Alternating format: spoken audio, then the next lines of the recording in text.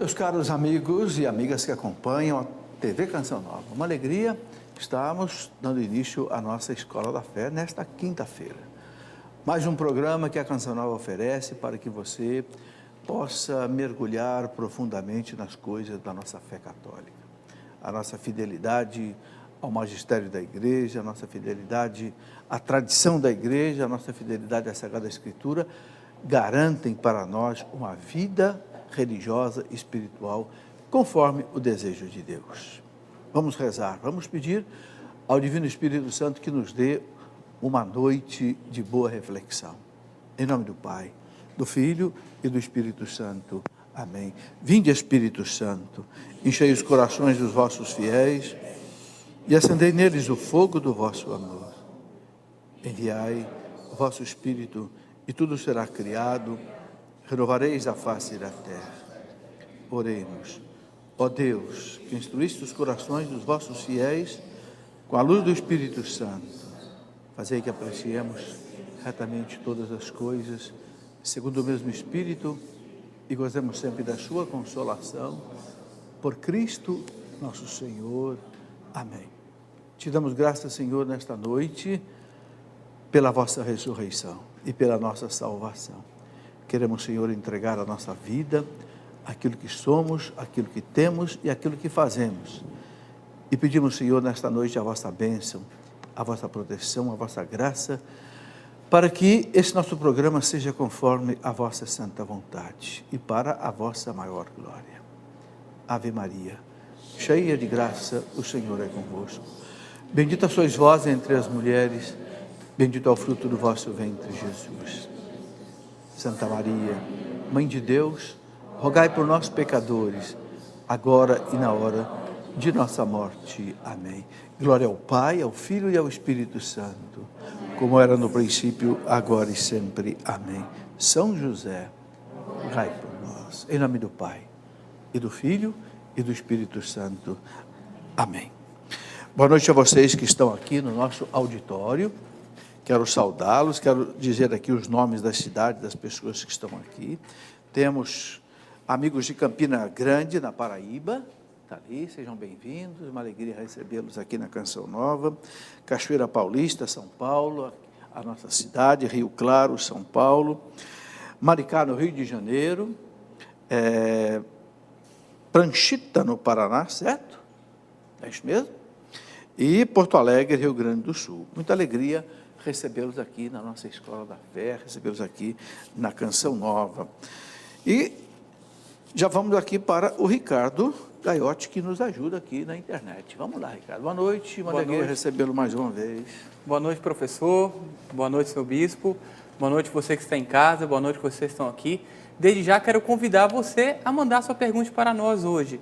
O tema de hoje é a Igreja diante do mundo atual. Mande sua pergunta através do telefone 12 3186 2600 ou através do Twitter, twitter.com/Escola da Fé, ou também através do nosso blog, blog.cançãonova/Escola da Fé ou blog.cançãonova/Felipe Aquino. São os meios de interatividade. Convido você hoje a interagir com a gente. O tema é um tema super interessante. Estamos aqui com o bispo, vamos explorar bastante. Queremos que ele nos ensine bastante hoje nessa aula especial. Então, convido você. Vamos fazer junto o programa de hoje. Mande sua pergunta para nós e vamos interagir, professor. E vai ter sorteio hoje? Hoje tem. Deixa eu pegar aqui. Tem sorteio. Ó, vamos lá mostrar. O sorteio de hoje, professor, vai ser através do e-mail escoladafé@cançãonova.com. Vamos então, um livro do Senhor, O Socorro de Deus para as Aflições da Alma, e também essa coletânea de pregação, É Tempo de Voltar para Deus. É tempo de voltar para Deus e o socorro de Deus para as aflições da alma. Então mande sua pergunta para nós, escoladafé@cançãonova.com, e no final do programa vamos estar fazendo o sorteio. Ok, muito obrigado, Ricardo, é isso mesmo. Nós estamos estudando um pouco dos concílios da igreja. Eu não me esqueci, não. Aqui na Escola da Fé a gente vai devagar mesmo, porque os nossos alunos são alunos de todas as idades, de todos os níveis intelectuais, então nós vamos devagar. Mas sabemos que está havendo aqui em Aparecida, bem pertinho de nós, né, a reunião dos bispos do Brasil, que todo mês, de abril, maio, acontece. Né? Então, nós trouxemos um bispo convidado que há muito tempo eu já queria trazer aqui na nossa Escola da Fé, Dom Henrique Soares, que é bispo auxiliar de Aracaju, que tem um site muito bom na internet, o site www.padrehenrique.com, porque desde o tempo que ele era padre, já tinha esse site. E agora, como o Dom Henrique veio aqui para a reunião com os bispos, nós conseguimos trazê-lo para a Escola da Fé. É por isso que nós estamos interrompendo, então, a sequência de estudos sobre os concílios para essa nossa conversa, que eu tenho certeza que vai ser muito importante. É um dos sites que eu mais gosto de acessar e de ler, é o site As Matérias, do Dom Henrique Soares, bispo de Aracaju. É com quem nós vamos conversar, então, neste programa de hoje. Dom Henrique, muito obrigado pela sua presença. Há muito tempo, realmente, eu já tinha dito ao senhor, já tinha lhe passado vários e-mails convidando para vir participar do nosso programa, e então estamos felizes. Muito boa noite. Boa noite, professor. O prazer é todo meu estar aqui. Eu sei do seu trabalho aqui na Canção Nova, o seu trabalho também escrevendo e andando por esse Brasil todo, esse amor que o senhor tem a Cristo, à igreja, e o fato de ser um leigo fazendo isso é uma coisa assim que impressiona e edifica. De modo que também é uma alegria estar aqui, até por uma homenagem a esse trabalho que o senhor faz. Ok, muito obrigado. Eu quero apresentar rapidamente Dom Henrique, mas depois vou pedir para o senhor mesmo ficar à vontade e colocar mais alguns detalhes da sua vida. A primeira coisa, eu gostaria que o senhor colocasse bem assim para os nossos espectadores, quem é Dom Henrique? Né? Eu vou colocar aqui alguns dados de biografia rápida, e o senhor completa. Bem, Dom Henrique Soares da Costa, bispo titular de Acúfida. Depois ele vai explicar o que é isso. E auxiliar de Aracaju, ok? Foi sacerdote da Igreja Arquidiocesana de Maceió, nasceu em 1963, por isso tem 48 anos. 48 anos, bispo novo, beleza. Foi ordenado padre da Igreja de Deus, que está em Maceió, em Alagoas, 1992. Em 1991, ingressou no Seminário Arquidiocesano de Maceió, cursou filosofia na Universidade Federal de Alagoas. Em 1985, abraçou a vida monástica, primeiro no Mosteiro de São Bento, no Rio de Janeiro, e depois no Mosteiro Trapista, na Trapa de Nossa Senhora do Novo Mundo, no Paraná. Na vida monástica, recebeu o nome de Irmão Agostinho, tendo como padroeiro Santo Agostinho de Hipona. Por motivo de saúde, teve de regressar a Maceió em 1989, antes mesmo de fazer os seus votos. E diz, né, Dom Henrique aqui, na sua biografia, que foi para mim uma dor imensa. Deus tinha outros projetos para mim.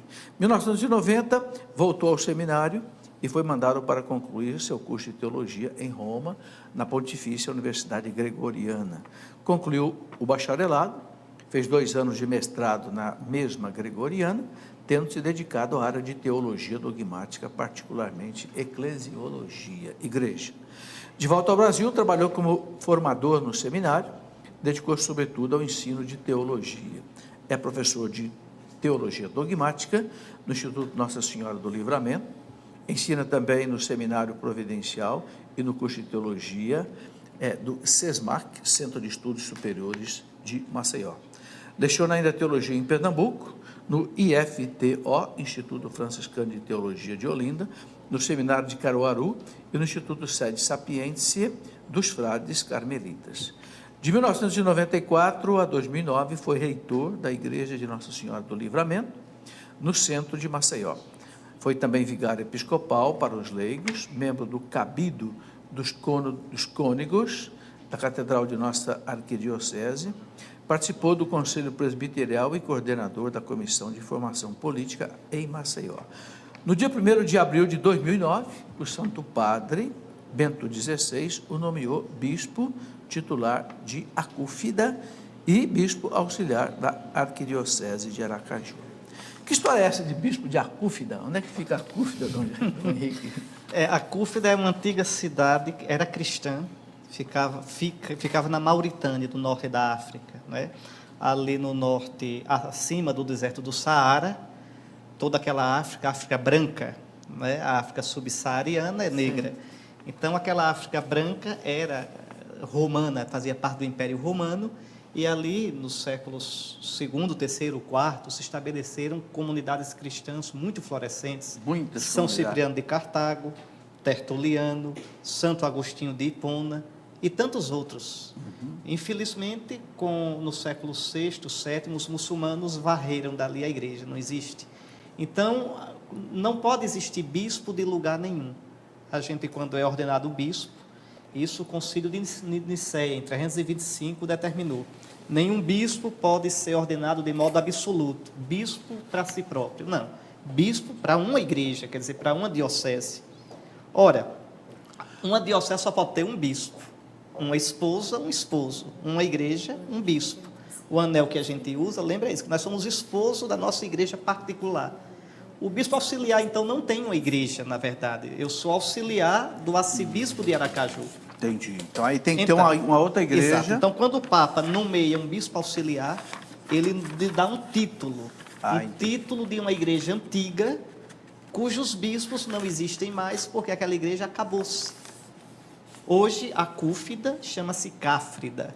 Está na Mauritânia, uma cidade muçulmana. A cidade continua. Continua, Cáfrida. Só que não tem mais diocese é muçulmana, é muçulmana. Católica. Os bispos de Acúfida fugiram. O bispo de Acúfida fugiu com a chegada dos muçulmanos. Então, mas o título fica. Ficou. Então, todo bispo auxiliar é bispo titular. Quer dizer, é um título só, para não ser bispo de lugar nenhum. Eu sou titular de Acúfida e auxiliar de Aracaju. Okay. Quem foi para o senhor o Papa João Paulo II? O que significa essa beatificação? Professor, olha, João Paulo II é difícil a gente falar dele. É tanta coisa, né? Exatamente, né? E depois são coisas, realidades que mexem muito com o coração da gente, o afeto da gente. Mexe, né? Eu, no dia que o Papa morreu, foi num sábado, não é isso? Foi. Sábado antes da 8ª. Foi. Umas 5 da tarde. Eu ia tomar banho para ir celebrar na igreja. Quando eu vi que o Papa estava agonizando, quando eu ia entrar no banheiro, o Papa morreu. Eu liguei para o padre Paulo Ricardo, a quem eu quero muito bem, liguei emocionado, disse, Paulo, morreu o Papa do nosso sacerdócio. Porque a gente praticamente foi formado no pontificado de João Paulo II, a gente viu o quanto ele deu assim uma marca dele na vida da igreja. E foram 26 anos de Então, o que me impressiona em João Paulo II, primeiramente é isso, um homem, e Bento XVI enfatizou isso na beatificação, um homem de uma profunda fé em Jesus Cristo. João Paulo II era um homem apaixonado por Jesus Cristo. A primeira frase da primeira encíclica dele, o Redentor do homem, Jesus Cristo, é o centro do cosmos, da criação toda e da história. Pronto, ali está o programa de João Paulo II. O que esse homem fez, o que esse homem viveu, e não é só o que fez, o que ensinou, o que ele viveu, foi um testemunho vivo de Jesus Cristo. E por isso ele é beato. Não é? Nenhum papa é beato pelo que ensinou, por suas ideias. É beato, mede-se a santidade de uma pessoa pela paixão, pela adesão dela a Jesus Cristo. Isso é ser cristão. Sem dúvida. Né? Minhas ideias vêm depois. O importante é meu amor, meu encantamento, meu desejo de seguir a Jesus em todos os níveis e dimensões da minha vida. Então, isso é a primeira coisa que impressiona em João Paulo II, como impressiona em Bento XVI. Ainda ontem eu comentava com um bispo, aí o senhor leu que a minha especialização foi em eclesiologia, e foi na eclesiologia de Ratzinger. Eu sou encantado com Ratzinger, a minha tesina de mestrado foi sobre Ratzinger, o princípio de comunhão na eclesiologia de Ratzinger. E o que me encanta em Ratzinger também é esse amor dele a Jesus Cristo. Eu não vou me esquecer nunca, na missa, em que o cardeal Ratzinger abriu o conclave, na homilia, ele tem uma frasezinha, obrigado, Jesus, pela tua amizade. Que coisa linda, escutar um homem de quase 80 anos naquela época, era como se ali ele deixasse transbordar o coração, fosse quase um segredo entre ele e Jesus. Obrigado, Jesus, como que diz, nesses 80 anos, obrigado pela tua amizade. Faz lembrar São Policarpo. Mas, exatamente. Não é? Há tanto tempo que eu sirvo, há 80 anos eu sirvo, ele nunca me fez mal, só fez o bem. E o grande bem que Jesus faz é dar sentido à vida. É verdade. A gente olha João Paulo II, no final da vida, com aquele Parkinson, rosto deformado, e, no entanto, um homem de uma força interior. Aquela Sexta-feira Santa, indescritível, ele acompanhando a Via Sacra, na sua capela privada, abraçado à cruz. Então, esse é João Paulo II. Isso é o que mais me impressiona nisso. Depois, duas coisas. João Paulo II foi um homem que, para mim, entendeu bem qual deve ser a posição da igreja no mundo hoje. E qual é? Para mim, são duas palavras-chave. E Ratzinger, Papa Bento, continua com essa ideia. Primeira palavra, identidade. A igreja, ela não deve ter medo de mostrar o que ela é, qual a identidade dela, com toda clareza. Apesar de toda a aversão que o mundo tem hoje à igreja. Mas aí é que está, né? A gente não tem que se pautar. A nossa pauta é Jesus Cristo. Não é aplauso nem crítica. Como diz a carta aos Hebreus, os olhos fixos no autor e consumador da nossa fé, Jesus. Pronto. Então, só aí eu sou livre. Se eu olho Jesus e não olho de lado, eu sou livre. Totalmente livre. Meu compromisso é com Ele, como o compromisso dele era com o Pai. Então, a primeira palavra é isso, identidade. E João Paulo II, em todo o pontificado dele, procurou fortalecer essa identidade da igreja. A identidade do padre, a identidade da vida religiosa, a identidade do leigo, a identidade do bispo. Não por acaso, os sínodos convocados por João Paulo II trataram do leigo, do padre, do bispo, do religioso. Veja, a identidade. E depois, em relação ao mundo, diálogo. Mas diálogo não é render-se. Diálogo não é negar. Pelo contrário, o diálogo só é verdadeiro se eu souber quem eu sou e tiver coragem de dizer quem eu sou. Então, para mim, João Paulo II, por isso ele é tão respeitado pelos líderes políticos do mundo todo. Com João Paulo II, o papado alcançou uma coisa inesperada. O papado tornou-se não somente o porta-voz dos cristãos, inclusive não católicos, mas o papado tornou-se o porta-voz de todos os crentes. No sepultamento de João Paulo II estava lá o Dalai Lama, estavam lá rabinos, líderes muçulmanos, líderes animistas. Por quê? Porque João Paulo II foi um paladino, colocou-se em diálogo com todas essas religiões, não para dizer que é tudo igual, porque não é, a única religião verdadeira é o cristianismo, não são todas iguais, mas o fato é melhor crer do que ser ateu, é melhor ser aberto à transcendência do que ser fechado, pensar que o homem é a medida de todas as coisas, uma religião verdadeira, uma experiência religiosa verdadeira, qualquer que seja ela, se for autêntica, ela é benéfica para a humanidade, ainda que não seja a verdade plena de Cristo, mas é um caminho para essa verdade. Então, João Paulo II, ele foi capaz de tal modo de dialogar, que tornou-se respeitado por todas as religiões, tornou-se respeitado pelo mundo político, pelo mundo da cultura, por todo mundo. Agora, por quê, professor? Sim. Porque tinha identidade. Só quando alguém não tem medo de dizer quem é, no que crê, o que pensa e o que quer, é que essa pessoa merece respeito. A primeira pergunta, Dom Henrique, já vamos logo no assunto polêmico de hoje. Estão querendo saber o seguinte, hoje o Supremo, então, aprovou a questão da união homoafetiva. Então, eles querem, primeiro, uma pincelada geral sobre esse assunto, a posição do senhor como um bispo da igreja, e também, Dom Henrique, uma pergunta que o pessoal está fazendo. Quando a lei civil aprova uma lei, um ordenamento que é contra a moral católica, como que nós, católicos, temos que nos posicionar diante do fato? Muito bem. A situação é complexa porque nós vivemos num mundo que já não é mais cristão. A sociedade como toda, ela hoje, muitas vezes não se pauta pelo Evangelho, mas se pauta por tantas ideias estranhas e às vezes contrárias ao Evangelho. No caso do que o Supremo votou hoje, decidiu hoje, é muito triste.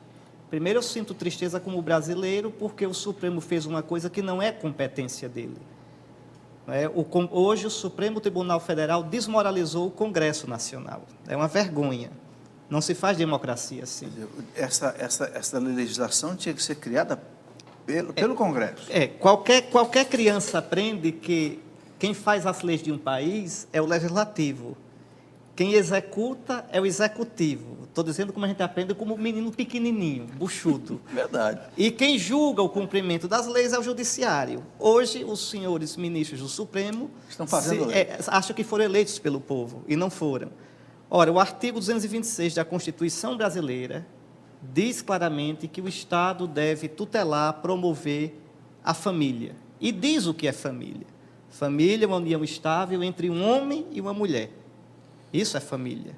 E Agora, aberta Dom à Henrique, vida. como é que alguns advogados lá que defenderam a união homoafetiva, como é que eles chegaram a dizer que a legislação é omissa? Não, ela não é omissa. Ela pode não satisfazer esses senhores, mas não é omissa. Está bem lá explícito. Qualquer um que saiba a lei, graças a Deus hoje a maioria dos brasileiros sabe, abra a Constituição, tem na internet, abra. Artigo 226, não precisa ser jurista para entender aquilo lá. É tão óbvio que não precisa nem fazer direito. Até eu que não fiz, entendo. Então, se querem tornar legal, reconhecido como família, a união entre pessoas do mesmo sexo, quem quiser tem direito de lutar por isso. Qual é o caminho honesto, qual é o caminho constitucional para lutar por isso? O Congresso Nacional. É o Congresso quem faz a lei. Não compete ao STF fazer a lei. Eu me sinto envergonhado e inibido de dizer isso aqui. De dizer que os ministros, o maior tribunal, a maior corte do nosso país está errada, extrapola as atribuições dela. Então, isso é muito errado, e por motivos ideológicos. Porque você veja, o juiz ele não julga pensando no povo, não tem que julgar pensando no povo. O juiz julga de acordo com a lei, o compromisso do juiz é com a lei. Quem deve fazer a lei pensando no povo É o legislativo. é o legislativo, é o Congresso. Por isso a gente não elege juiz, a gente elege deputado e senador. Eles é que prestam contas a gente. Juiz presta conta à Constituição.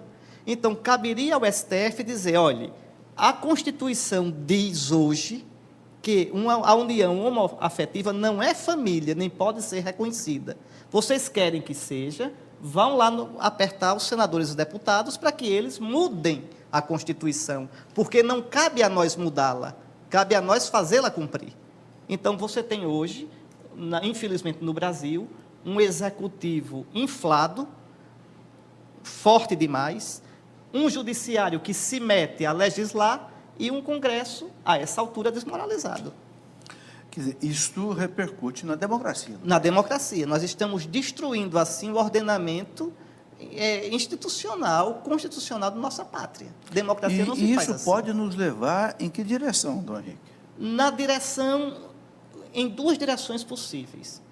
Uma autocracia, um governo, aí o executivo, né, um governo que pode, desprezando o Congresso, fazer como faz na Venezuela, dirige-se diretamente ao povo. É uma democracia falsa. O governo não tem que se dirigir diretamente ao povo. Não há a interdependência dos três Porque poderes. o povo, sob emoção, pode julgar errado, pode decidir errado. É por isso que a gente elege deputados e senadores, que devem nos representar, estudar em profundidade as matérias, discuti-las, avaliá-las, auscultar a sociedade e aí decidir. Isso é uma democracia decente. O outro problema é que o STF, quando julga, hoje mesmo, não julgou pensando no povo, que inclusive paga os ministros com os impostos. A maioria do povo que paga os senhores ministros é contra o que eles votaram hoje. É contra, eles são funcionários públicos. Mas veja, o que acontece? Eles julgam de acordo com os preconceitos politicamente corretos dele.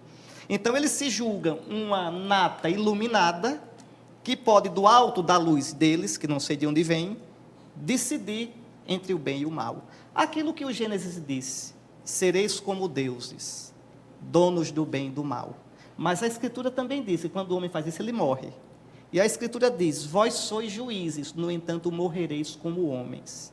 Os juízes não julgam a Deus, Deus julga os juízes. A verdade está em Deus. O juiz julga de verdade quando julga de acordo com as leis que Deus imprimiu, na consciência humana, na natureza e revelou na Escritura. Nós somos um povo brasileiro que as nossas raízes são católicas, nossa tradição é católica. Nós temos fortes movimentos cristãos. por exemplo, a Renovação Carismática Católica, os cursilhos de cristandade,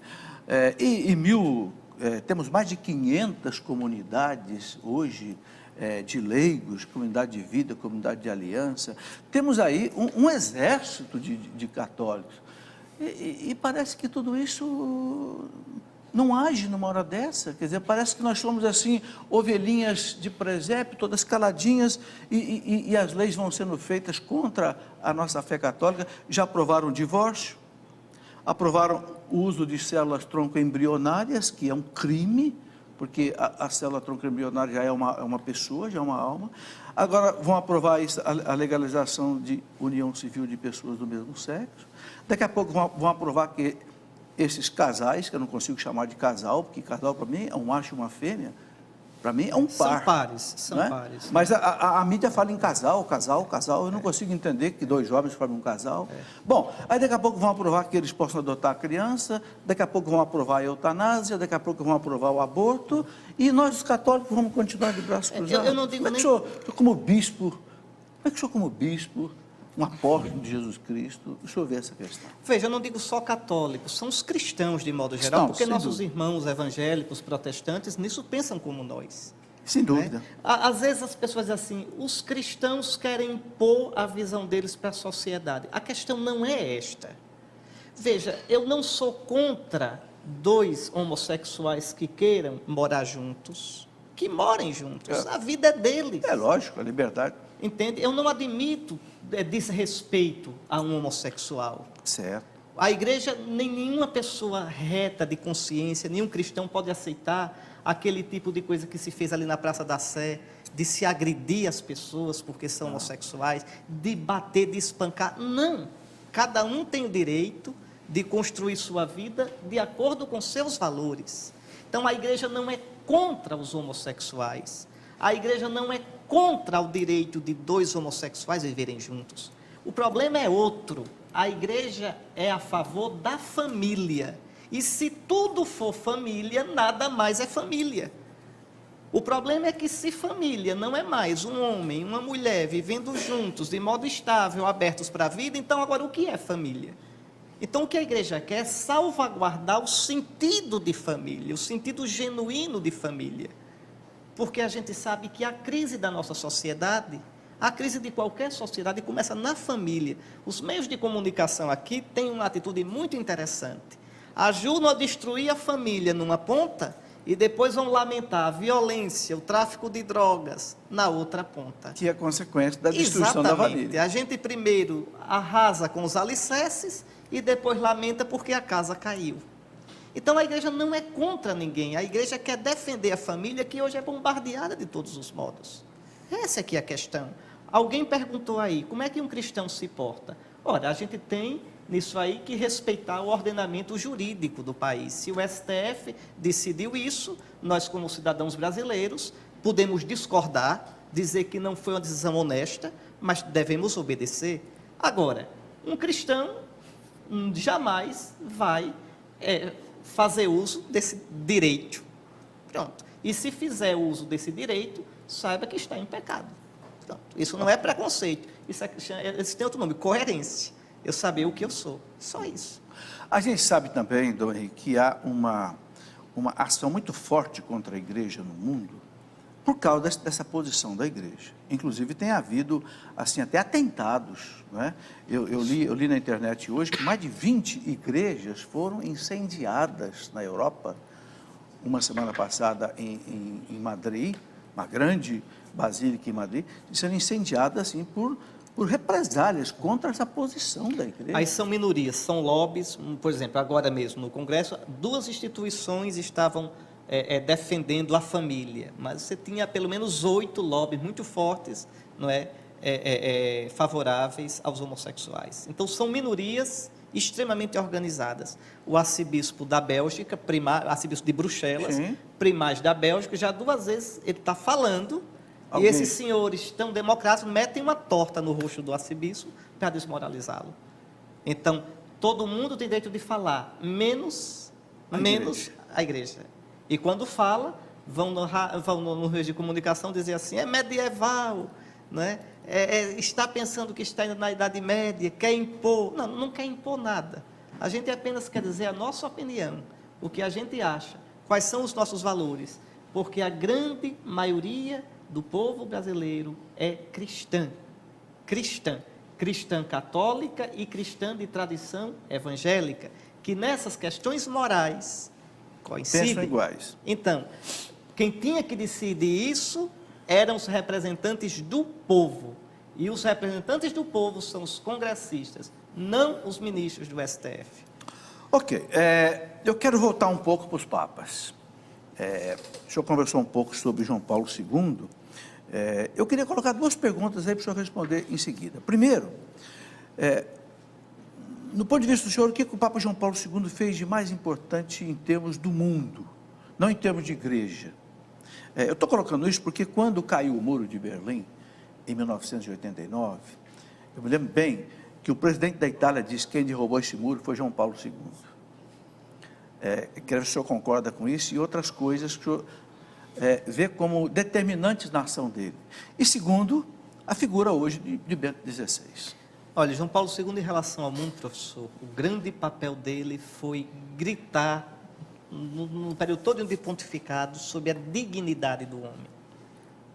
Que o homem está acima das ideologias, que o homem está acima dos sistemas econômicos, o homem está acima da truculência do marxismo, E ele sofreu muito, da ditadura do capital, que o homem... Mas o discurso de João Paulo II sobre o homem não era um discurso meloso, não era um discurso de moda, não, é porque esse homem é a imagem de Deus, é porque esse homem custou o sangue de Cristo, esse homem é amado por Cristo, Deus amou tanto esse homem a ponto de entregar o seu filho. Então, para mim, na relação com o mundo, a chave para a gente entender os pronunciamentos, as encíclicas, as posturas de João Paulo II, era essa centralidade do homem. Por isso, o Redentor do homem, veja, ele começa colocando Cristo no centro, mas o Cristo que redime o homem. Okay. Então, nesse sentido, o Santo Padre Bento XVI vai na mesma linha. A dignidade do homem, a liberdade de consciência, a liberdade religiosa, a defesa da vida. Mas tudo isso por quê? Porque, como dizia Santo Ireneu, a glória de Deus é o homem vivo. É o homem na sua plenitude, o homem respeitado. Então, agora Bento XVI tem os seus acentos particulares, não é? Bento XVI... Qual é a diferença que o senhor vê nos dois? Quando João Paulo II foi eleito, eu me lembro bem, o cardeal da Polônia, cardeal Wyszynski, né, disse para ele o seguinte: Carol, a sua missão vai ser preparar a igreja para o terceiro milênio. Né? E a gente viu que ele preparou de fato. Né? E eu vi quando Bento XVI foi eleito, alguém lá do Vaticano, um vaticanista, disse: a missão de João Paulo II... De Bento XVI? Não, de João Paulo II foi libertar o mundo do comunismo, das garras do comunismo. E a missão de Bento XVI vai ser libertar o mundo do ateísmo, da indiferença religiosa. É isso mesmo? É por aí. É por aí? É por aí, se bem que não acredito que o Papa vai libertar o mundo disso. Claro. Não é? Nós estamos, é preciso entender, desde o século XIV, que o Ocidente vem descendo uma ladeira. Desde o século XIV, na Baixa Idade Média, o homem ocidental, ele vem paulatinamente fechando-se para Deus. Ele que vem querendo fazer sua vida, sua sociedade sem Deus. Sem Deus. Então, isso que nós estamos vivendo agora é um processo antigo, não é de hoje. Continua o que começou lá. A nossa sociedade ocidental hoje é uma sociedade secularizada, ou seja, a fé, os valores religiosos já não são mais a raiz inspiradora das decisões da sociedade, do modo como a sociedade se constrói. E eu digo, viu, professor, essa dinâmica é irreversível. O Brasil vai se tornar cada vez menos cristão, o Ocidente vai se tornar cada vez menos cristão. Isso é para apavorar a gente? Não, não é para apavorar. A gente deve ter apenas consciência do que está acontecendo. A igreja vai ser chamada a ser aquele pequeno rebanho. Leia lá a profecia de Sofonias. Eu reservarei um resto para mim. Um pequeno rebanho, mas que seja fiel. Um pequeno rebanho que tenha orgulho e santa alegria de ser cristão, de viver de verdade sua fé. E aí sim, quando a igreja for isso, ela será uma alternativa para o mundo. Mas não uma alternativa que se impõe, que se julga melhor, porque o cristão não é melhor do que ninguém, nem é pior, ele é diferente. Ele tem que ser diferente. Então a minha grande esperança é essa, é que um dia o mundo, empanturrado de paganismo, o homem cansado de paganismo, como a Europa já está, cansado de buscar a felicidade em si mesmo, nos seus bens que não encontra, possa ver nos cristãos, naquele grupo pequeno, naquele pequeno resto, mas que vive com coerência, com radicalidade, com alegria, a sua fé, o mundo possa ver a luz. O mundo possa ver que existe um outro modo de viver. O senhor relaciona isso com os novos movimentos, as novas comunidades que estão surgindo hoje na igreja? As novas comunidades, os novos movimentos são um sinal de Deus, sim. São um sinal de Deus, são um embrião disso que eu estou dizendo. Porque o problema é que, veja, os padres da igreja, a primeira geração, as primeiras gerações cristãs, nunca esperaram que o mundo todo fosse cristão. Nunca esperaram. O que é que eles esperavam? Que no mundo todo comunidades cristãs. Que no mundo todo houvessem minorias cristãs, tão coerentes com o Evangelho, tão radicais, não aquele radicalismo chato, de cara amarrada, de se julgar melhor do que os outros, de dizer eu estou salvo e todo mundo está no inferno. Não, a radicalidade no sentido da palavra mesmo, de ir na raiz, e a raiz é Cristo. Então, de tal modo que quem quisesse encontrar a luz, pudesse encontrar essa luz nas comunidades cristãs. Essa história do mundo todo se converter, o senhor sabe muito bem disso, isso começa com Constantino. Então, aí vem a conversão em massa, é uma conversão que já não é mais um encontro com Cristo. Depois com Clovis, na França, não é? A França, o primeiro país europeu cristão. Então, esse cristianismo de massa, ele está caindo aos pedaços. E eu vejo, alguns dizem que eu sou pessimista, eu não sou pessimista. Eu quero ter um realismo cheio de esperança. E eu penso que nisso, Bento XVI, ele vai nessa linha também, vai nessa linha. Tanto que Bento XVI qual é o trabalho que Bento XVI está fazendo? Eu estou assim tentando entender. O primeiro... Porque ele escreveu agora esses 3 livros, Jesus de Nazaré. Terminou o segundo, daqui a pouco está um terceiro. Escreveu A Luz do Mundo, assim, depois do pontificado, depois de Papa. Qual é a mensagem que ele está mandando com esses Ele livros? quer fazer a gente voltar a entender a essência do que é ser cristão. Isso ele não fez só nesses livros. Por que a encíclica dela sobre o amor? Deus é amor. Porque o amor é a essência de Deus. Ele quis falar sobre Deus. Mas, Santo Padre, não tem coisa mais urgente para falar? Não, nada é mais urgente do que falar sobre Deus. O que Bento XVI disse aos bispos de Aparecida? Vamos partir da realidade. A realidade é Deus. Só à luz dessa realidade, a gente pode entender todas as outras realidades. Então, as catequeses de Bento XVI, a encíclica sobre a esperança de Bento XVI, o que ele quer? Ele quer dizer aos cristãos que ser cristão é ser apaixonado por Cristo. Que ser cristão é caminhar nesse mundo, sabendo que nós não temos aqui na terra cidade permanente, mas que estamos à procura da que deve vir. O que ele quer dizer é que a igreja é o lugar, é a comunidade, que com a sua fé, com os sacramentos, por isso o cuidado dele com a liturgia, que com os sacramentos, com a fé, com a escuta da palavra, com a oração, aí eu encontro Cristo. Encontrando Cristo, eu encontro os irmãos. Encontrando Cristo e vivendo como irmãos, nós nos tornamos sal da terra e luz do mundo. O senhor falou que o Papa está dando uma ênfase na liturgia, está mesmo.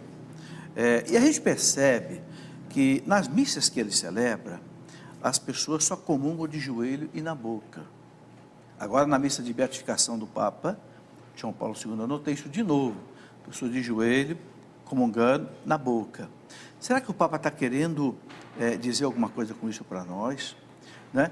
Isso é uma coisa. Porque há uma frase dele, naquela obra dele, Introdução à Liturgia, que me impressionou muito, quando ele fala que o desvirtuamento litúrgico que aconteceu na igreja, de certa forma, é meio como que causa da desordem na igreja. Realmente, Bento XVI tem muito claro isso, que a liturgia é a alma da igreja, do cristianismo. E eu digo até de qualquer religião. Por quê? Na liturgia, não somos nós quem agimos primeiramente, é Deus É o próprio quem age. Cristo, né? Na liturgia, o homem deve tirar, para usar aquela imagem do livro do Êxodo, tira as sandálias dos pés, o lugar em que pisas é santo. A liturgia não é uma coisa que a gente faz, não. A liturgia é o lugar da manifestação de Deus, naquelas palavras, nos ritos, nos gestos, nos símbolos. O próprio Deus se revela em Jesus Cristo. Ali, Jesus está agindo na força do seu Espírito Santo. Ora, qual é o efeito que isso tem na igreja? Na liturgia, a igreja sempre experimenta novamente o amor, a grandeza, a santidade, o senhorio de Deus. É na liturgia que a igreja entende que ela não existe por ela, nem para ela, mas para a glória de Deus. É na liturgia que a igreja entende aquilo que ela é de modo mais profundo, que ela vive sustentada pela graça do Senhor, que ela é uma pobre mendiga, é uma mendiga rica, tem tudo porque recebe tudo de Cristo, mas nada é dela de modo absoluto. É na liturgia que Deus revela quem Ele é e revela quem nós somos e o que o mundo é. E mais ainda, na liturgia, nos sacramentos, Deus nos dá em Cristo a sua vida divina. Quando eu perco isso, por exemplo, a grande crise litúrgica hoje, é que a gente transformou a liturgia numa coisa que nós fazemos. O que é que eu vou fazer para levantar a galera? Nada, porque não é programa de auditório. Você só tem que entrar e celebrar os santos mistérios. E você não tem que fazer nada porque você não tem que aparecer. Quem aparece é Cristo. A liturgia boa é aquela que o padre não aparece. Cristo aparece na palavra do padre, nos gestos do padre. É por isso que na liturgia a gente usa uma roupa própria, para deixar claro que ali nós não estamos agindo em nosso nome, mas em nome de Cristo. Então essa é a grande preocupação do Papa. A grande preocupação. Realmente, nos últimos anos, nos anos do pós-concílio, mas não por culpa do concílio, aqui tem que deixar isso bem claro, né? Houve uma deturpação do sentido do que é a liturgia. Por exemplo... E por que houve essa deturpação? A deturpação porque se tirou Deus do centro e se colocou o homem. É a nossa missa que a gente faz para se sentir bem. Quantas missas por esse Brasilzão de Deus afora, você vê coreografia? Um monte de coisa, coreografia no ofertório, coreografia na entrada. Rito é uma coisa, coreografia é outra. Coreografia a gente faz, aquele teatrinho, aqueles gestos, aquelas coisas, para exprimir o que está dentro da gente. Isso não tem lugar na liturgia. Rito são gestos de Deus. E como são de Deus, eu não posso inventar nem modificar. Rito não se inventa, rito não se modifica. Aqueles ritos são grávidos, cheios do Espírito de Cristo. Aqueles ritos trazem salvação. Quando o padre impõe as mãos, porque o missal manda, sobre o pão e o vinho, e pede que o Pai derrame sobre o pão e o vinho o Espírito de Cristo, para que o Espírito impregne, pneumatifique, vou usar aqui um verbo, espiritue aquele pão e aquele vinho e os transforme em corpo e sangue de Cristo. Aquele gesto não é um teatro, aquele gesto é cheio de vida, é cheio de Espírito Santo. Então o que nós temos que fazer é deixar as coreografias todinhas e voltar para o que é rito. Toda religião tem rito. Vá num terreiro de Umbanda, tem rito, porque é religião. A mãe de santo sabe o que vai fazer, o filho de santo sabe qual é o toque do santo dele, sabe o que vai dançar. Vá num pagode budista, tem rito. Vá numa mesquita muçulmana, tem rito. Vá numa casa de família que celebra a ceia pascal anual judaica, tem rito. A hora em que o pai de família lava as mãos, a hora em que o filho mais novo faz as 4 perguntas rituais, a hora em que ele esconde o pão ázimo, a hora em que come a erva amarga. É rito. Rito não se cria, rito não se inventa. Quer dizer que então... Professor, só uma coisa, se eu inventar o rito, ele só liga eu a mim mesmo. É coisa minha, invenção minha. Ah, a gente se sentiu tão bem. Liturgia não é para se sentir bem, é para receber a vida de Deus. Então, o rito, exatamente porque eu não criei, não inventei, são gestos divinos, ele me liga a Deus. O rito me liga a Deus. O rito tira aquela comunidade de si própria e abre para o infinito. Ah, mas eu não entendo tudo. Não precisa entender. Uma pessoa simples que vai na Basílica de Aparecida e vê a beleza, ela não precisa entender, ela intui. Eu não me esqueço, um dos maiores elogios que eu tive na minha vida de padre foi ver uma velhinha analfabeta no interior de Alagoas. Eu fui pregar lá na cidade dela, depois da missa ela disse: o senhor é o padre daquela igreja lá que tem no calçadão, não é? Eu disse: sou. Seu padre daquela igreja é tão bonita que quando eu entro ali eu choro, porque estou no céu. É analfabeta, entendeu mais do que muita gente. Então, rito não se explica, rito se vive, se saboreia. Então, essa é a percepção de Bento XVI. Quer dizer que, então, o que o Papa quer dizer é que essa quebra na disciplina litúrgica causa uma quebra na disciplina da igreja? Sim, porque dá um curto-circuito. É uma igreja que se autocelebra. A comunidade celebra a si própria, os seus sentimentos, suas coisas. Mas o que é a liturgia cristã? É celebrar os mistérios de Cristo. Por que é que eu vou para a missa? Não é para me sentir bem, não. Eu vou para a missa porque ali está no altar o sacrifício pascal do Cordeiro imolado, aquilo que está no céu, o Cordeiro de pé como que imolado, de Apocalipse capítulo 5. Esse Cordeiro que está diante do Pai com o seu sangue, oferecendo-se a nós no Espírito eterno, ele se coloca no altar, para que a igreja o ofereça, e depois o receba em comunhão, e tenha a vida eterna. Isso eu posso ir, professor, alegre, eu posso ir triste, eu posso ir deprimido, eu posso ir com crise de fé. Está lá a graça de Deus dando-se a mim. Então não é o que eu sinto. Não depende do homem. Não depende do homem, mas aí é que está. Mas a igreja é isso, a essência da igreja é isso. Não é à toa, professor, que a igreja é feminina em todas as línguas, a igreja é mulher. Veja, a igreja tem um esposo, é Cristo. A gente às vezes tem a tentação de criar uma igreja macho, uma igreja que é fazer coisa, uma igreja protagonista. Protagonista é Cristo. A igreja é a igreja do acolher a palavra, como Maria. É a igreja do ser esposa, toda atenta, toda carinhosa em relação a Cristo, toda adorante.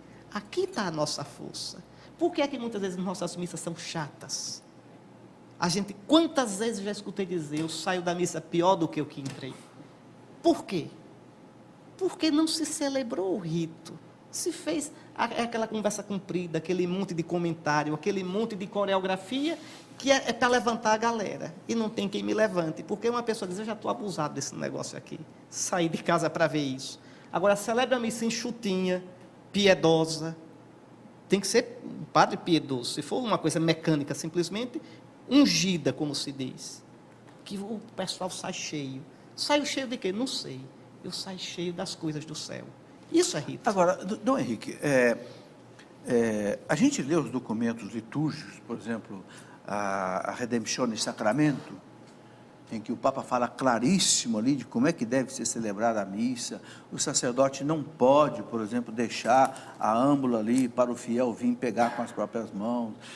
O sacerdote tem que ir lá distribuir a Eucaristia, porque é o Cristo nele ali que vai, não é? Mas a gente vê tanto erro por parte dos padres, Dom Henrique. Isso. O padre que fica no altar e manda os ministros da Eucaristia distribuir a Eucaristia. Isso. O outro que chega lá e coloca a âmbula lá e cada um vai lá e pega e tal. O outro que chega na oração do por Cristo, com Cristo, em Cristo, manda o povo rezar. Isso, a gente que é leigo, a gente que não é padre, eu fico pensando, meu Deus, eu que sou leigo, que não celebro, sei que não pode fazer isso, como é que essa multidão de padres... Por isso, como acertar essa disciplina litúrgica? Essa disciplina nem o Senhor vai ver, nem eu. Talvez os seus netos ou bisnetos. Porque é uma doença do nosso tempo. Aquilo que eu dizia, o protagonismo, eu tenho que criar, eu tenho que inventar, eu tenho que aparecer. E acha que isso é pastoral, acha que isso é ser pastor, quando não é nada disso. Compreende? Então, Bento XVI nisso é muito mais manso do que João Paulo II. João Paulo II era um polonês, a igreja da Polônia é muito firme, muito rígida, e João Paulo II era assim. Bento XVI, ele prefere o quê? Esperar criar uma mentalidade. O Senhor falou, o Papa, da comunhão de joelhos, as pessoas de joelhos. E na boca. Veja, ele sabe que a norma litúrgica atual, aprovada por ele, permite que o fiel leigo escolha. Você tem o direito de escolher, você tem o direito, se quer comungar de pé ou de joelhos, na boca ou na mão. É direito do leigo escolher. Nenhum padre pode impor. Agora veja, Bento XVI, ele pede que as pessoas que venham comungar com ele, quem quiser comungar em pé, naquela missa, comungue com outros ministros. Com ele tem que ser de com joelho. ele de joelho. Mas por quê? Porque ele quer dar uma lição. Humildemente, esse Papa é muito humilde. Ele quer mostrar a sacralidade da Eucaristia. Ele quer mostrar o respeito, a atitude que deve ter o ministro que distribui e o fiel que recebe. Ele com isso também quer insistir em combater aquela visão de muitos liturgistas. A Eucaristia é para ser comida, não para ser adorada. Ora, isso é bobagem pura. Santo Agostinho já dizia, ninguém come esse pão sem antes adorá-lo. Então diz, mas na igreja primitiva, calma lá, o Espírito Santo não orientou a igreja primitiva e depois foi dormir. Não, tem que se acompanhar a evolução na história da igreja. Se a igreja no Ocidente foi enchendo a Eucaristia de gestos de adoração, isso é coisa séria, sim. Né? Na consagração se ajoelha, sim. Ninguém deve comungar sem adorar antes o corpo do Senhor, o sangue do Senhor. Então, Bento XVI, ele quer, com sinais, como colocar o crucifixo no centro do altar, para mostrar que o centro é Cristo, não é o padre, para lembrar o padre de que ele, celebrando, deve ter os olhos fixos em Cristo. Tudo isso são modos delicados de o Papa dizer assim, sede meus imitadores, como eu sou de Cristo. Mas então, Dom Henrique, deixa eu tirar aqui uma dedução, uma conclusão. Se o Papa está dando um exemplo, como o senhor disse aí, ele está dando um exemplo, e ele é o Papa, então a gente devia fazer como ele está fazendo. Deveríamos. Não seria o caso, então, de nas igrejas, por exemplo, ter um ministro que fica ao lado, olha, quem quiser comungar de joelho, naquele ministro ali tem um genuflexório, quem quiser comungar de pé, então com o outro aqui. Não seria o caso de ter essa diversidade? Professor, mas não funciona assim, porque existe uma mentalidade hoje, secularizada. Não é? Existe uma mas mentalidade... a gente vê no exemplo do Papa... Sim, mas a mentalidade está no clero. Mas a gente pode pedir para o clero, não pode? Os leigos não podem pedir. Porque Pode sabe pedir, que eu estou sim. Um padre mais sensível, um padre mais maduro, um padre que respeite de fato os leigos, não somente na conversa, mas na verdade, porque às vezes os que mais falam nos leigos mais se respeitam. Né? Mas os que respeitem de verdade, respeitarão.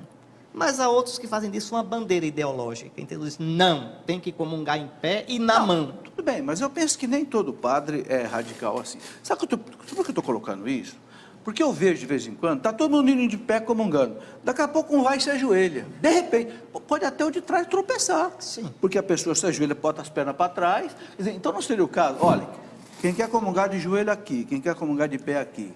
Lembre, o que a disciplina da igreja recomenda é que antes de comungar, façamos um gesto de reverência.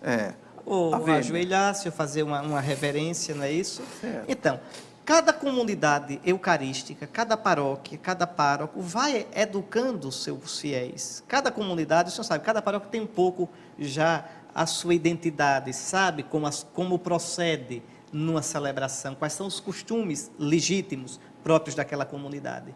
Então, isso aí depende muito de cada pároco, de cada padre, até de cada bispo. Sim. Né? Agora, o que voltando um pouquinho antes, o que eu critico duramente não é isso, é a mentalidade, às vezes, de uma secularização violenta. E é tão forte, às vezes, isso em alguns, que o Papa pode fazer como quiser, que nem ligam e continua fazendo do jeito que querem. Mas isso é um dos problemas do nosso tempo.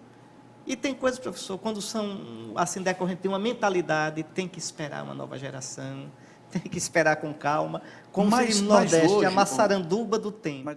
Hoje nós temos um segmento da igreja muito fiel ao Papa. Por exemplo, a Canção Nova aqui, a Canção Nova é extremamente fiel ao Papa. E sei que as comunidades como Shalom, Oba de Maria, são comunidades fidelíssimas ao Papa. Não tem rebelião, não tem discordância do magistério, porque eu ando no meio dessas comunidades.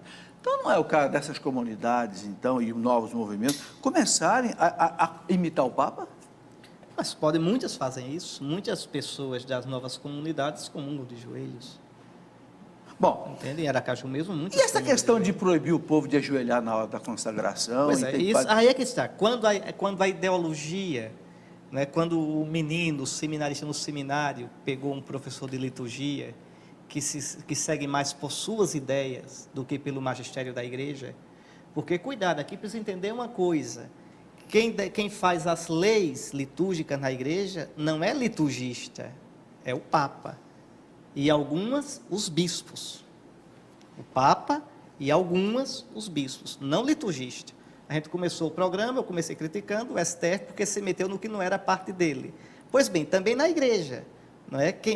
O Supremo legislador em matéria litúrgica, em qualquer matéria, é o Papa, é o Santo Padre. Então, se a igreja diz que a gente se ajoelha na consagração, é para se ajoelhar. Ah, mas o fulano de tal que é teólogo, doutor, diz que... Não, mas fulano é estudioso, é teólogo. O pastor da igreja é o Papa, não o grande teólogo iluminado. Não. E no missal romano está que tem que ajoelhar. Deve se ajoelhar, sim. Ok. Ricardo, vamos lá. Sobre essa questão, professor, já levantamos bastante polêmica aqui sobre liturgia. Alguns querem saber das missas afro, das missas sertanejas, da evangelização com crianças, que muitas missas utilizam fantoche, etc. Querendo saber a sua opinião sobre essas criatividades na liturgia. Bom, já deu para perceber que a minha margem de criatividade é muito estreita, né? Para mim existe missa. Por exemplo, a missa brasileira no Brasil já é enculturada. A missa é em português, com cânticos, que a linha melódica é nossa, é tão nossa. As nossas expressões, o brasileiro gosta muito de gesticular, você vê aí na doxologia, por Cristo, com Cristo. Naturalmente o brasileiro faz assim. A missa já é tão enculturada. Se o senhor vai a uma missa nos Estados Unidos, na Europa, totalmente diferente. É a mesma missa, mas para mim a gente já está enculturado até demais. Entendeu? Particularmente, não vejo com simpatia essas missas com adjetivos. Não vejo. Quanto às missas com criança, elas têm um sentido, mas a missa com criança, não a missa infantilizada. Uma coisa é missa com criança, outra coisa é missa infantilizada. Não é? Uma coisa é a hora da missa, outra coisa é a catequese. Tem que entender, a missa é para Deus, não é para a gente. A missa é para Deus, a missa é espaço primeiro de Deus, não do homem. Quando o homem entra no espaço de Deus, ele volta renovado. Também a criança deve aprender que o Papai do Céu é o centro. Também a criança deve aprender a se encantar com o Papai do Céu, não com os palhacinhos, os fantochezinhos que eu faço. Então aqui está a questão. Santa Teresinha, com 7 anos de idade, ficava atrás da cama, da cabeceira da cama dos pais dela. Ficava 1, 2, 3 horas. E ela diz no estado de uma alma, eu ficava ali pensando em Deus. Com 7 anos de idade. Ela, sem saber, estava fazendo oração de alta contemplação. Com 7 anos. Por quê? Porque foi treinada para isso. Como é que o menino que fica vendo durante a semana videogame, internet e depois no domingo fantoche, pode ter essa sensibilidade, essa gostosura para uma vida de oração? Não, chega de cristão de brincadeira, vamos ser cristãos profissionais. Então, a minha postura é essa. Entendo todo o zelo pastoral e preocupação. E isso é bom, é muito importante que tenha essa preocupação. Mas o centro é Deus. Eu aqui tenho muitas interrogações e muitas restrições a isso. Sei que há irmãos bispos que têm uma outra sensibilidade. Essa é a minha. Dom Henrique, uma outra questão que ficou muito atual, eu gostaria de ouvir a palavra do senhor. Né? Essa semana foi morto o Bin Laden, né? E houve aí uma euforia no mundo, especialmente nos Estados Unidos, e o Vaticano colocou uma palavra: não se pode alegrar quando morre um homem. Como é que o senhor viu toda essa situação? O Vaticano colocou essa palavra por 2 motivos. Por isso mesmo, porque a gente não deve nunca jubilar-se pela morte ou pela condenação de alguém. Eu chorei de tristeza quando vi aqui em São Paulo, quando da condenação daquele casal Nardoni, as pessoas soltando fogos, as pessoas dançando também nas ruas de São Paulo. Um cristão procura a justiça, nunca a vingança. Uma coisa é a justiça, outra é a vingança. Porque, professor, a sua carne é a minha. Não há nada de mal que alguém possa fazer que eu, em determinada situação, também não posso. Quando uma pessoa cai, é um pouco a humanidade toda que cai. Na queda de um homem, na queda de uma mulher, eu devo dizer, Senhor, perdoa também a mim. É a minha raça, é a minha carne, é o meu sangue.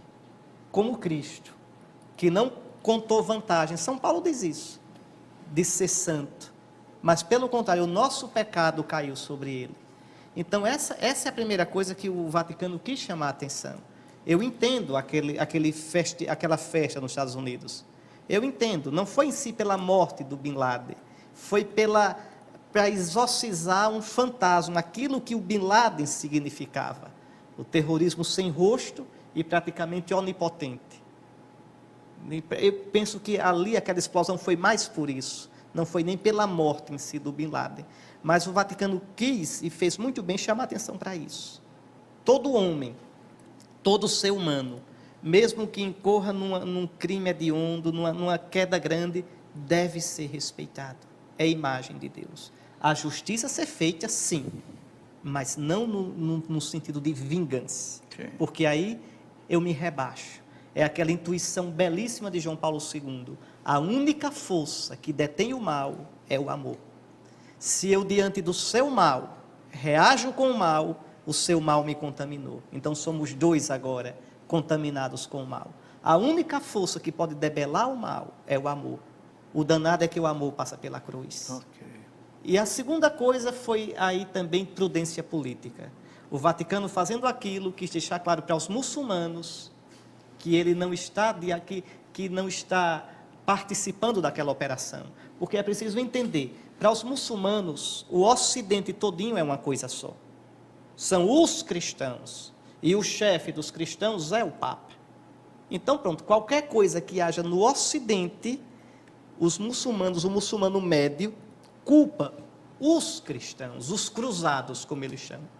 Como a gente não sabe distinguir entre xiita, sunita, alauíta, não sabe essas distinções, entre são os muçulmanos, não é? Assim também eles não têm. Por isso o Vaticano quis deixar claro, para depois as comunidades cristãs não pagarem o preço, que já pagam um preço muito alto no Oriente Médio. Bastante pergunta do Henrique, igual eu estava falando, a liturgia então foi um tema que acendeu bastante o Twitter aqui, pessoal com muitas dúvidas, só que nós queremos explorar o senhor também em outros assuntos. Certo. Um assunto que rende bastante aqui no programa é a questão da liberdade religiosa. Inclusive, o Papa Bento XVI, no dia de hoje, falando para os membros da Academia das Ciências Sociais, falou sobre a liberdade religiosa.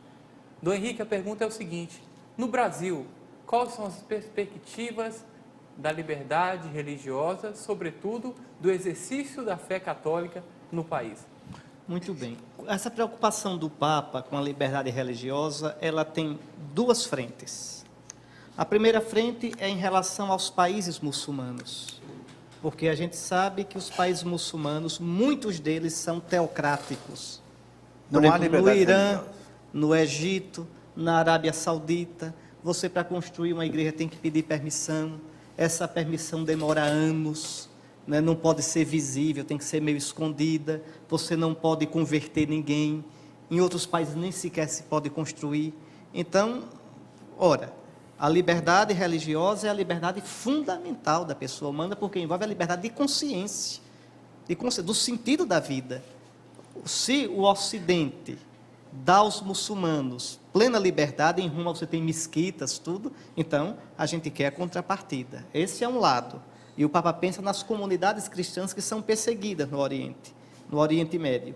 Mas existe também uma luta muito atual pela liberdade religiosa na Europa, no Brasil. Em que sentido? Claro, a Europa, o Brasil, as constituições todinhas não discutem, nem por longe, a retidão da liberdade religiosa. A questão é que hoje na Europa e no Brasil, muitos querem reduzir a religião a um fato privado. Ou seja, a religião é coisa de na sua casa. Religião não pode ter nenhuma manifestação pública, não pode ter nenhuma influência na construção da sociedade, na construção de uma cultura. O Ocidente foi parido pela Igreja. Não se pode entender o Ocidente, não se pode entender o Brasil sem o cristianismo, sem o direito romano, sem a filosofia grega. Então, os cristãos têm, sim, o direito e o dever de dizer a sua fé publicamente e de levantar sua voz para que os seus princípios também sejam contemplados na construção da sociedade. Até porque essa sociedade ainda tem uma matriz cristã. Então, no Brasil, vocês perguntam a perspectiva da liberdade religiosa, a gente vai ter que lutar por ela palmo a palmo. Porque existe liberdade religiosa para se fazer um terço, como se fez em São Paulo, em forma de pênis. E se aplaude e chama uma porcaria dessa de arte. Recentemente, na Europa, na França, se colocou um crucifixo, um artista, dentro da sua urina. Semana passada. Então, isso é arte, isso é lixo, isso é desrespeito. Não, e tinha um título, as pessoas me permitam a palavra que eu vou usar, porque nós temos que entender a gravidade dessa blasfêmia. O crucifixo foi colocado dentro de um vaso com urina e o título era esse: mije no Cristo. Isso, exatamente. Quer dizer, pode haver uma blasfêmia. E na Semana Santa. Essas Santa, coisas sempre se fazem na Semana Santa. Semana Santa, mije no Cristo. É o que nós estamos vivendo no Ocidente. Então é assim, a nossa luta vai ser essa, para dizer que na escola o aluno tem direito a ter aula de religião. Isso não diz respeito em nada à liberdade. Vai o aluno que quer, o aluno que não quer, é livre para não ir para a aula, ou para ir para uma aula de outra coisa, de civismo, de outra coisa. Agora, estou misturando aí a laicidade com o laicismo. Pois é, por quê? Vocês escutam muito na televisão, os engravatados dizerem, o Estado é laico, e é para ser mesmo. O que é um Estado laico? Um Estado laico é um Estado que não tem uma religião confessional. Isso é o Estado laico. Ele deve ser um Estado que beneficia a todos. Agora, o que é um Estado laicista? É um Estado que considera a religião algo negativo e nocivo, e que quer reduzir a religião a algo privado. Ao ateísmo. Né? Então, na verdade, é um ateísmo prático. Por exemplo, essa história de querer tirar os crucifixos das repartições públicas, isso não tem nada a ver com o Estado laico. Os ateus não se ofendem de ver aquele crucifixo lá. Os evangélicos, os muçulmanos, não se ofendem, porque aquele crucifixo, num tribunal, num órgão público, ele não significa uma religião. Ele significa ali valores, uma sociedade cristã, ou seja, uma sociedade que cresceu com valores como a solidariedade, a compaixão, a paz. Então, veja, tem um significado cultural.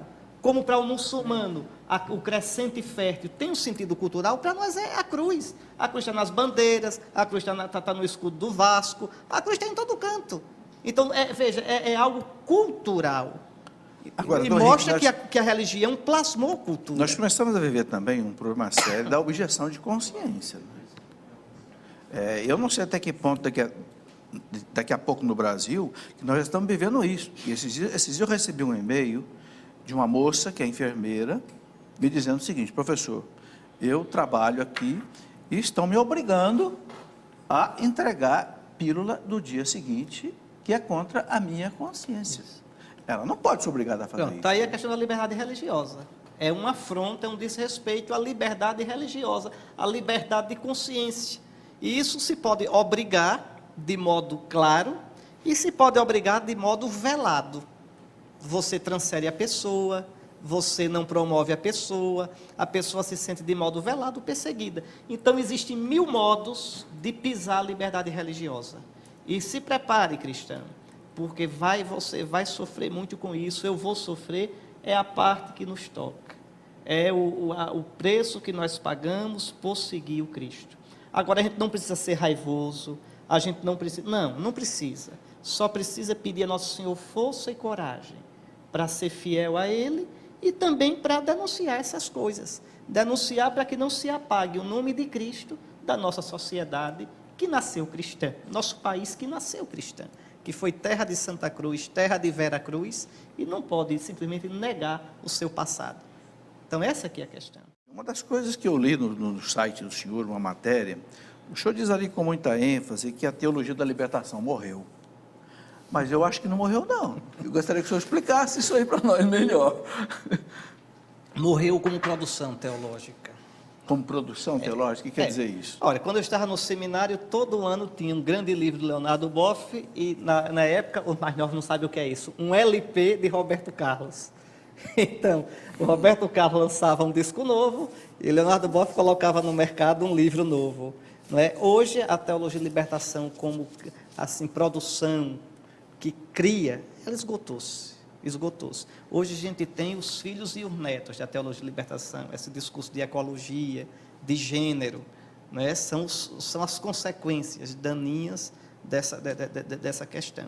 Então, a teologia de libertação, aquela pujança de criatividade, realmente passou. Não só eu digo isso, muitos outros dizem. Não, mas nós ainda estamos vendo muitos efeitos ainda. Os efeitos. Como é que o senhor... Muita gente pergunta assim, o que é a teologia da libertação? Quais são as suas consequências negativas? Como é que o senhor responderia essa pergunta? Bom, a teologia da libertação foi uma tentativa de pensar a fé cristã, né, a partir, para responder à realidade de pobreza crônica, de dependência que os países do terceiro mundo tinham de modo muito forte nos anos 60, 70 e ainda tem. Então, muitos teólogos preocupados, querendo dar uma resposta cristã para essa situação, infelizmente entraram por um caminho que é errado. Usaram o marxismo como filosofia para iluminar a fé, para iluminar a teologia. Ao invés de Cristo ler todas as coisas, interpretar todas as coisas a partir de Cristo, interpretou-se Cristo a partir dos princípios marxistas. Bento XVI disse isso. Agora, aos bispos do Brasil, não é? A um dos grupos de bispos, nós tivemos visita ao Papa, todos os bispos do Brasil, por grupo, por regional, um regional lá do norte. Ele disse isso claramente, sempre foi a crítica que a igreja fez, a teologia de libertação. A teologia de libertação tinha uma coisa positiva, era o desejo de dar uma resposta a essas questões sociais, uma resposta cristã. Mas errou o caminho. Errou o caminho, errou o método, errou o caminho e as consequências foram ruins. Eu não sou de modo nenhum favorável à teologia de libertação. Eu acho que a doutrina social da igreja responde de modo muito melhor e mais equilibrado aos grandes desafios que a gente tem nessa questão da justiça social, do ordenamento, a construção de uma sociedade, de um sistema econômico mais justo, mais fraterno, mais solidário. Agora, a doutrina social da igreja não permeou ainda a mentalidade do povo. Né? Não, nem do clero, ela ainda é muito desconhecida por nós, é muito desconhecida, e no entanto é de uma riqueza muito grande. Nós precisamos estudar mais, aprofundar mais, levar mais a sério a doutrina social da igreja. Perfeito. Ricardo, vamos lá. É justamente isso que eles querem saber também, porque a crítica do Papa Bento XVI é justamente a respeito da questão do método dedutivo, método indutivo. Gostaria que o senhor explicasse um pouquinho para o nosso telespectador o que quer dizer, então, os efeitos desse questionamento através do método. Eu explico. Nenhuma teologia pode ser feita sem uma filosofia. Você não vai entender, se você não faz filosofia ou teologia, não vai entender isso que eu estou dizendo. Mas é importante ter essa informação. Toda teologia, ela supõe, eu consciente ou não, eu uso... Uma hermenêutica, seria a hermenêutica? É como se... eu para cultivar a terra, eu tenho que ter um instrumento, uma enxada. A enxada com a qual eu faço teologia é a filosofia. Eu tenho que ter um instrumental. Eu vou lhe dar um exemplo. Quando eu digo assim, que na Eucaristia o pão se torna corpo de Cristo, isso se chama transubstanciação. Está no catecismo. Isso está cheio de filosofia. A palavra substância, eu estou usando a ideia de substância que Aristóteles e São Tomás de Aquino usavam. Veja, estou usando aí a ideia de essência, quando eu digo que em Deus há uma só natureza, uma só essência e três pessoas. Estou usando uma linguagem filosófica na teologia. Quando eu digo que o homem é um ser racional, que o homem é uma união substancial de corpo e alma, eu estou usando uma linguagem filosófica, não tem jeito. A questão é, essa filosofia que eu pego, ela é compatível com o cristianismo? Se não for compatível, dá para eu torná-la compatível?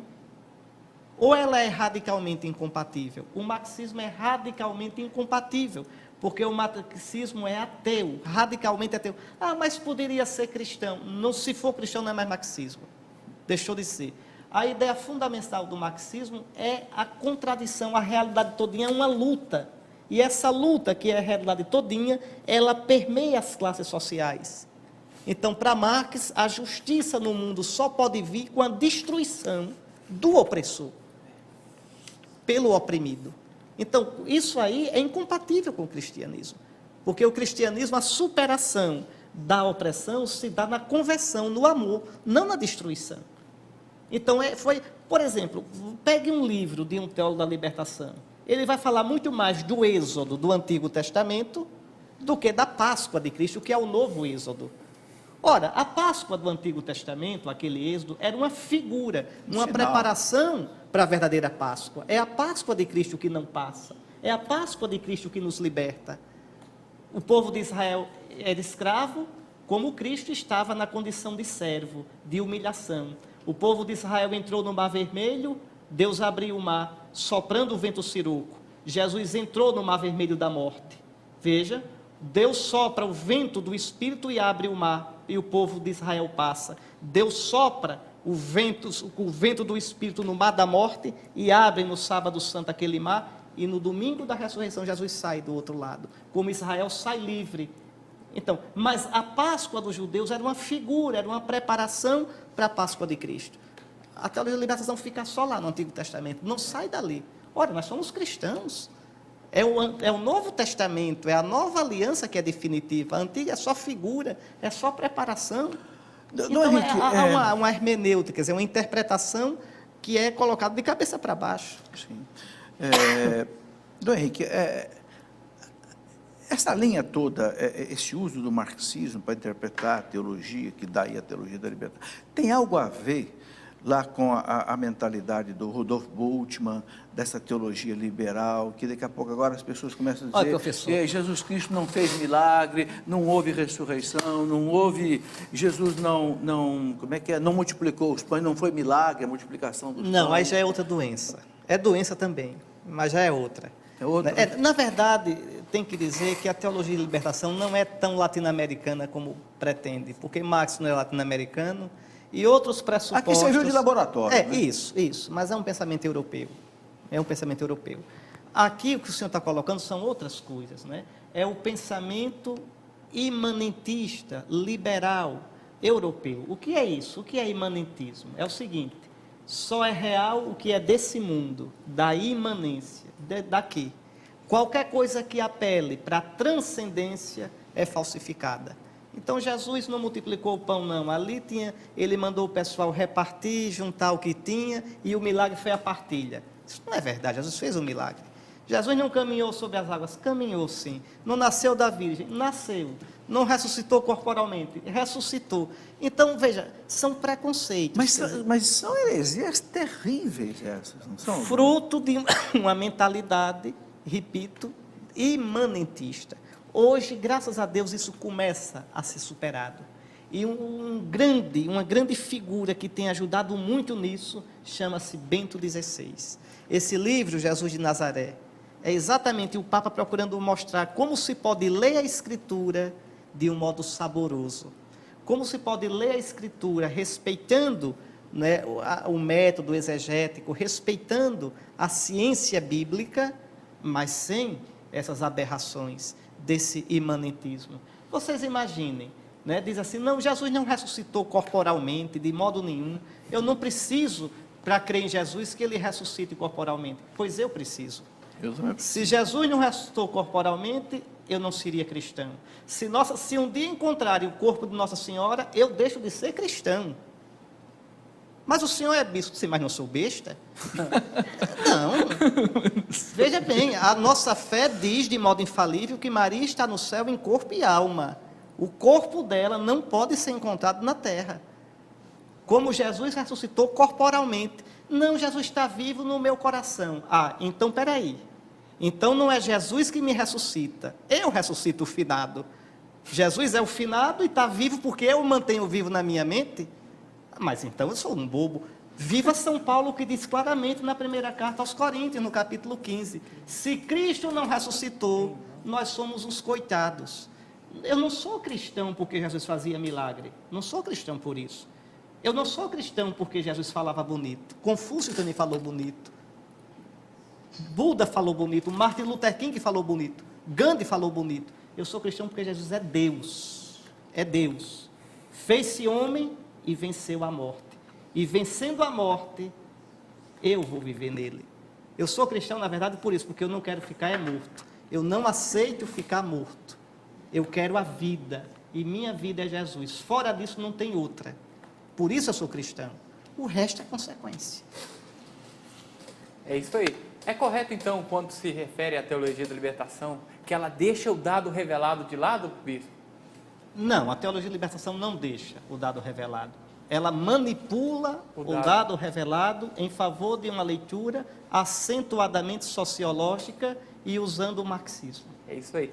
Um padre perguntando para o senhor o seguinte: como a igreja pode enfrentar o ceticismo da sociedade de hoje? Como apresentar a fé a uma sociedade tão secular?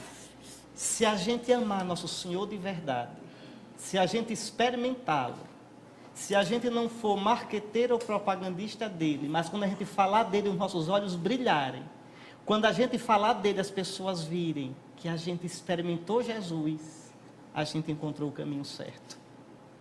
A igreja é uma comunidade de testemunhas, não de propagandistas.